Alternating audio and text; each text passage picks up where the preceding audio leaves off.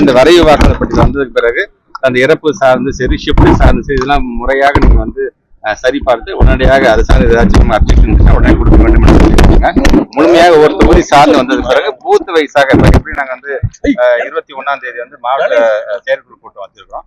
அதுலயே நாங்க டிஸ்கஸ் பண்ணி BLA 2 சார்ந்து ஒவ்வொரு பூத் வைஸாக எஸ்ஐஆருக்கு எப்படி நாங்க பணியாற்றணுமோ இது அடுத்தது இந்த வரை வாக்காளர் பட்டியல் வைத்துக் கொண்டு எங்க விடுபட்டு போயிருக்கு என்னங்கிறது உடனடியாக பார்க்க. மோசமான துறை கல்வித்துறை தான் சொல்லி விஜய் நேற்று சொல்லியிருக்காரு.